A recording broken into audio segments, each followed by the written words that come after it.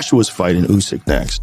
And Tyson is fighting Dillian White. I think Deontay Wilder should fight Usyk. That would be a great fight. That'd because Deontay Wilder, he's going to be aggressive trying to knock him out. Listen, Deontay Wilder can knock anybody out. His power is ridiculous. When he knocked out Ortiz, that was a beautiful. shot on the forehead, that was crazy. But listen, having a hard punch is like having a nuclear war, but it don't serve no military value if it doesn't land on its target. Right. Usyk is very hard to hit. Very hard to hit. The Tyson Fury fight, to me, that's a real interesting one. Those two guys, that's a real interesting fight to me. You know, because Tyson Fury is so unusual. He's so tall and long, and his movement, I mean, he's got such a nice jab, and he's so good at like using distance and clinching. It's just weird to take him serious because he's really he doesn't take the fighting serious. He's laughing at people, he's licking their blood. What's wrong with this guy, man? But Mike, doesn't it take a certain amount of crazy to be the best? You gotta be out of your you gotta totally be out of your mind. And that's what he is, right? He's out of his fucking mind. You're totally out of your mind. You listen, nobody picked this up. What fighter comes in the ring with Patsy Cline crazy unless he's losing? And he's trying to tell you, I'm losing my mind. Yeah. He's trying to let the people know I'm fucking losing my mind. I'm crazy. Yeah. This heavyweight championship's not what I thought it was. This is insanity. Yeah. The heavyweight champ is insanity, man. It's called the Crown of Thorns, baby. Everybody that wore that title got a story to tell.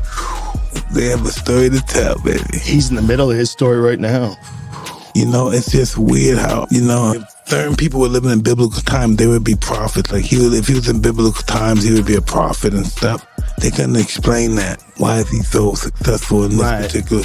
They can't explain that. Why is he exceptional? Yeah, they couldn't explain Goliath or Samson. They just couldn't understand these guys. Listen, David's known for the father of Israel. He created Israel, right? What's the only thing you know David for? What is he known for? He created the whole nation, but what is he known for? Killing Goliath. Yeah, he's done so many great things. The only thing he's known for, if you're not a scholar really, the only thing you know David for is killing Goliath, a fight. Yeah. He's known for a fight. He created a whole nation, but he's known for a fight. Yeah, he killed a big guy with a rock. Yeah, right? Slingshot. They chopped his head off. Yeah. Yeah, there's always throughout history, there's been the best fighter. And they were one of the most revered people in society. To today, too. To today. Yeah. There's a thing about a heavyweight title fight where you know, whether it's in MMA or it's in boxing, you know that is the elite of the elite. But the level of skill was so evident. The difference is Tyson Fury is a masterful boxer. I mean, he's masterful.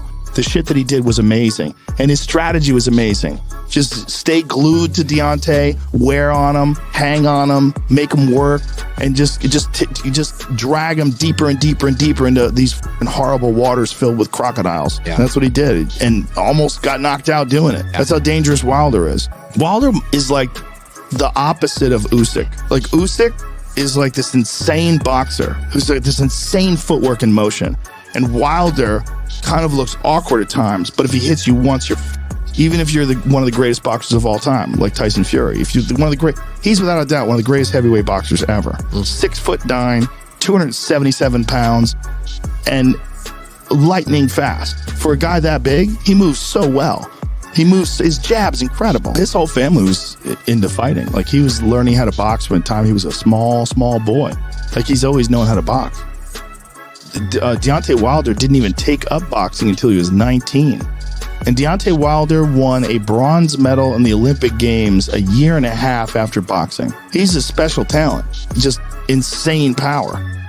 But the difference in the level of understanding of where to be and where not to be, how to move, how to feint, and how to draw reactions and set traps, the difference is out of this world.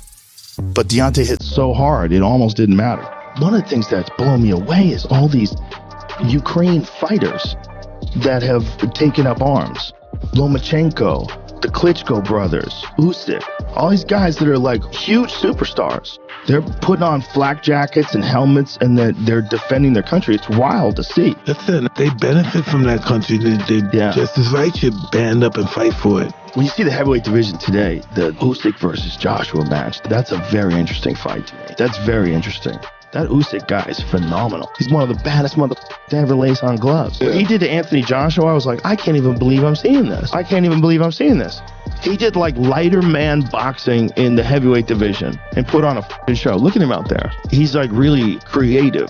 Like if you watch him on his Instagram page, he's always like dancing and shit, like moving around. Like he's a very eclectic, sort of eccentric guy. He's got a lot of different things going on with him. And his boxing style's almost unprecedented for the heavyweight division. He moves like a lightweight guy. Like he's constantly moving. He's in perpetual motion, feinting and jabbing and cutting angles, and his footwork is superb. I mean, Anthony Joshua is such a power puncher, man. And to stand in front of him like that and just keep pressing forward. Usyk is an elite amateur boxer. Yeah. He has that amateur boxing stuff mess guys like Joshua because it's too much movement, fingers and all that stuff. And he's not really an amateur.